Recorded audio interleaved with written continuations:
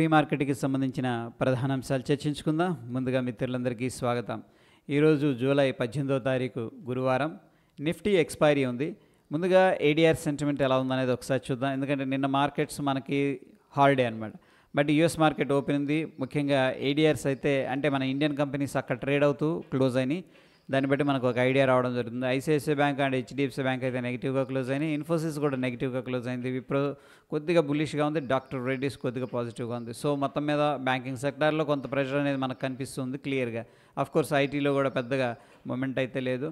ఇక Indian indices ఎలా close అయినాయి అనేది ఒకసారి చూస్తే media, pharma, PSU bank, energy వీటిలో ఏంటంటే స్ట్రాంగ్ ప్రాఫిట్ బుకింగ్ అనేది జరగగా Nifty realty, FMCG, IT, Nifty 50 ఏంటంటే మనకి ఒక మోస్తరు బౌన్స్ అనేది కనిపించింది. మొత్తం మీద మనం చూసుకున్నట్టయితే ఆల్మోస్ట్ ఫ్లాట్గా ఉన్నాయి. అంటే కొన్ని సెక్టార్స్ ఏమో బుల్లిష్గా ఉన్నాయి, కొన్ని సెక్టార్స్ ఏమో బేరిష్గా ఉన్నాయి. సో ఆల్మోస్ట్ ఫ్లాట్ని ఇండికేషన్ అనేది చేస్తూ ఉంది. ఇక గ్లోబల్గా మనం సెంటిమెంట్ అనేది చూసుకున్నట్టయితే యూఎస్ మార్కెట్స్ ముఖ్యంగా స్టేబుల్ అవ్వటమే కాకుండా చాలా బుల్లిష్గా కూడా ఉన్నాయి. ఇక్కడ చూడండి S&P 500 విక్స్ అనేది డ్రాప్ అయింది.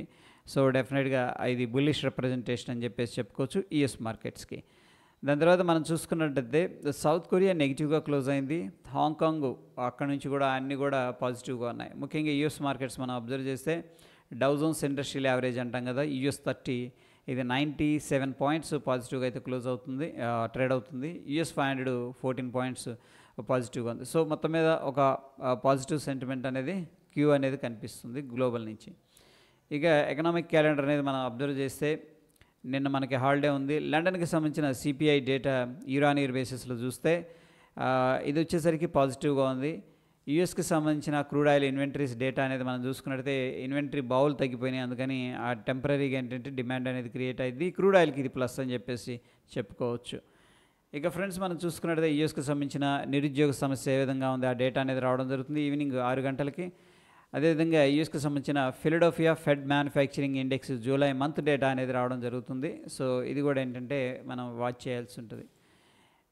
ఈరోజు ఫ్యూచర్ అండ్ ఆప్షన్స్లో ఉన్న కొన్ని కంపెనీలు రిజల్ట్స్ అనేది అనౌన్స్ చేస్తూ ఉన్నాయి. మనం చూసుకున్నట్టయితే పాలీక్యాబ్, ఇన్ఫోసిస్, ఐటీకి సంబంధించిన ఇన్ఫోసిస్ సో ఎలా ఇస్తుంది, టీసీఎస్ బాగానే ఇచ్చింది. ఇన్ఫోసిస్ ఎలా ఇస్తుంది అనేది మనం చూడాలి. Havells, persistent, Dalmia Bharat, Tata communications and LTTS అనేది మనం వాచ్ చేయాల్సి ఉంటుంది. ఇక కొన్ని స్టాక్స్ అయితే మనకి బ్యాన్ లిస్ట్లో ఉన్నాయి. వాటిలో ఏది ఫ్యూచర్ అండ్ ఆప్షన్స్ ట్రేడ్ చేయలేం. పిఎల్, బలరామ్ చిమ్నీస్, VDL, Hindu copper, GMR infra, RBL bank, Chambal fertilisers, GNFC అనేది కనిపిస్తుంది. అండ్ ప్రీవియస్గా బ్యాన్ లిస్ట్లో ఉన్న కంపెనీలు ABFRL, India cement, Indus tower అనేది బయటికి రావడం జరిగింది. వాటిలో మనం ఫ్యూచర్ ఆప్షన్స్ ట్రేడ్ అయితే చేసుకోవచ్చు. ఇక కొన్ని స్టాక్స్ అనేది మనకి స్ట్రాంగ్గా సిగ్నిఫికెంట్గా లాంగ్ బిల్డప్ అనేది జరుగుతుంది. దాంట్లో మనం చూసుకున్నట్టయితే పిఈఎల్ ఉంది, హిందూ పెట్రో ఉంది, coal India, Hindustan Unilever, BPCL oil companies and PEL అనేది కనిపిస్తుంది, గమనించండి. ఇక సిగ్నిఫికెంట్గా షార్ట్ కవరింగ్ దేంట్లో జరుగుతుందంటే Tata consumers, Bharti Airtel, Dabur, HDFC life, డిఎల్ఎఫ్లో కనిపిస్తుంది. సిగ్నిఫికెంట్గా షార్ట్ బిల్డప్ అంటే కిందకి వెళ్తుంది అని దేంట్లో చేస్తున్నారంటే LTTS, HAL, Siemens, BHEL, BEL అనేది కనిపిస్తుంది. సిగ్నిఫికెంట్గా లాంగ్ అన్వైండింగ్ దేంట్లో జరుగుతుందంటే జిఎంఆర్ ఇన్ఫ్రాలో జరుగుతున్నట్టు మనకి ఇక్కడ చూపిస్తుంది. ఇక equal weighted Nifty heat map అనేది మనం చూసుకున్నట్టయితే coal India, Hindustan Unilever, BPCL, Tata communication అనేది పాజిటివ్గా క్లోజ్ అవగా Shriram finance and Kotak, NTPC కొద్దిగా అండర్ ప్రెషర్లో ఉన్నట్టు క్లియర్గా తెలుస్తుంది. ఇక ఫీచర్స్ డాష్బోర్డ్ అనేది మనం చూసుకున్నట్టయితే ఇక్కడ లాంగ్ సైడ్ 33% కనిపిస్తుంది, షార్ట్ సైడ్ 50%, కొద్దిగా షార్ట్ సైడ్ అనేది రావడం జరిగింది.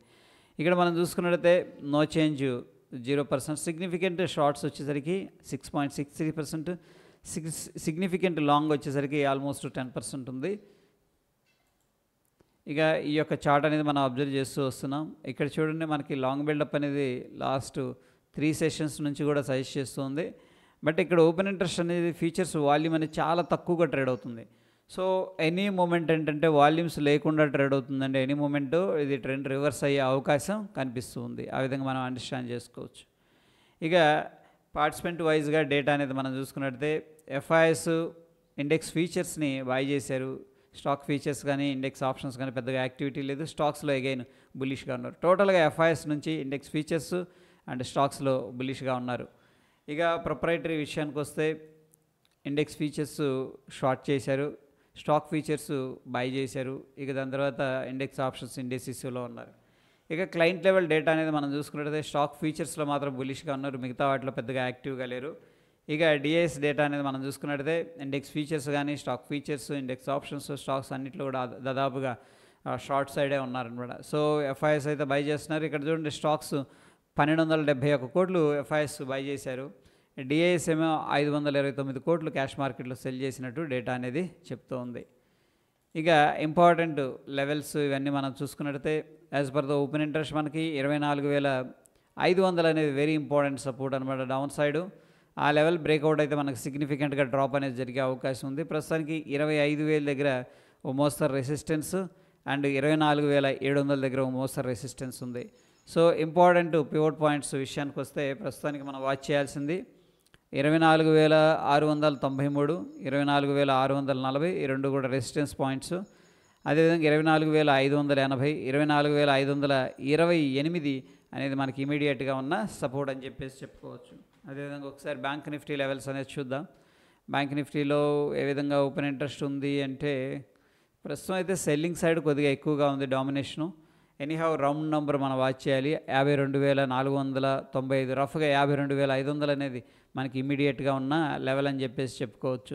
దాని తర్వాత 52,694 up side resistance, down side వచ్చేసరికి 52,185, 51,915 అనేది మనకి ఇమీడియట్గా ఉన్న సపోర్ట్ పాయింట్స్ అని చెప్పేసి చెప్పుకోవచ్చు.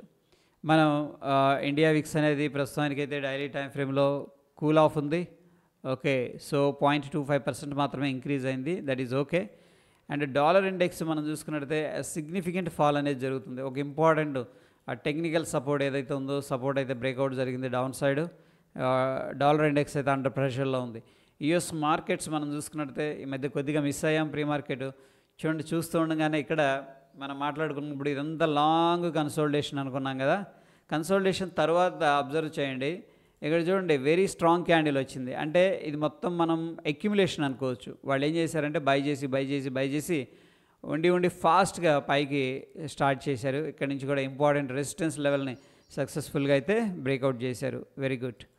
ఇక మనం ఏం చేద్దామంటే మన నిఫ్టీ ఫ్యూచర్ని ఓకే గిఫ్ట్ నిఫ్టీతో ఫ్యూచర్తో కంపేర్ చేద్దాం. ఇక్కడ మనం అబ్జర్వ్ చేస్తే గిఫ్ట్ నిఫ్టీ ప్రస్తుతానికి 24,672 దగ్గర ట్రేడ్ అవుతుంది. మనం చూస్తున్న సమయానికి 33 పాయింట్లు నెగిటివ్గా ఉంది. అదేవిధంగా మన నిఫ్టీ ఫ్యూచరు ఎక్కడ ఉంది అంటే 24,644 దగ్గర క్లోజ్ అయిందనమాట. ఓకే, స్టిల్ ఏంటంటే గిఫ్ట్ నిఫ్టీ అయితే ఒక 30 పాయింట్స్ పాజిటివ్గా కనిపిస్తుంది. రఫ్గా నేను తీసుకుంటున్నాను, 30 పాయింట్స్ అయితే పాజిటివ్గా కనిపిస్తుంది. బట్ ఎనీహౌ ఇక్కడ ప్రైస్ యాక్షన్ అనేది మనం అబ్జర్వ్ చేస్తే రిజెక్షన్ జరిగింది, ఇండెసిషన్ జరిగింది, గ్యాప్ డౌన్ అయింది. ఇక్కడ చూడండి ఏది గిఫ్ట్ నిఫ్టీలో. సో ఎనీహౌ మనం ఒక ఫ్లాట్ ఓపెనింగ్ అనేది ఎక్స్పెక్ట్ చేసుకోవచ్చు, లేదా స్లైట్గా గ్యాప్ అప్ అనేది ఎక్స్పెక్ట్ అయితే చేసుకోవచ్చు. బట్ ఫ్రెండ్స్ మనకి ఇక్కడ స్టేబుల్ అవడం కూడా వెరీ ఇంపార్టెంట్. మనకి కొద్దిగా ప్రైస్ యాక్షన్ అయితే వీక్గా అనిపిస్తుంది హయ్యర్ లెవెల్స్లో. అండ్ వాల్యూమ్స్ కూడా పైకి వెళ్తూ ఉంది. అండ్ వాల్యూమ్స్ కూడా ఏంటంటే గిఫ్ట్ నిఫ్టీలో తగ్గుతూ వస్తున్నాయి.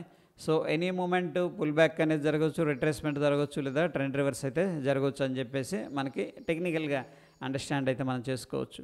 ఎనీహౌ గిఫ్ట్ నిఫ్టీ అండ్ మన నిఫ్టీ ఫ్యూచర్ అనేది కంపేర్ చేస్తే ఒక 30 పాయింట్స్ పాజిటివ్గానే కనిపిస్తుంది ప్రస్తుతానికి. ఇక టెక్నికల్గా సమరీ అనేది మనం తీసుకున్నట్టయితే నిఫ్టీ బ్యాంక్ అనేది మనకి బై అనేది సజెస్ట్ చేస్తుంది డైలీ టైం ఫ్రేమ్లో based on the oscillator and indicators. Nifty 50 strong by అనేది సజెస్ట్ చేస్తూ ఉంది. ఇక కొన్ని స్టాక్స్ అనేది మనం వాచ్ లిస్ట్లో పెట్టాల్సి ఉంది ఈరోజు. Asian paint, Aditya Birla money, just dial, Airtel, Paytm. So ఈ లింక్ అయితే నేను మన టెలిగ్రామ్లో అయితే షేర్ చేస్తాను. So that is all about pre market report friends. మరొక ఇంట్రెస్టింగ్ ఎపిసోడ్తో మళ్ళీ కలుసుకుందాం. Stay tune. ధన్యవాదాలు.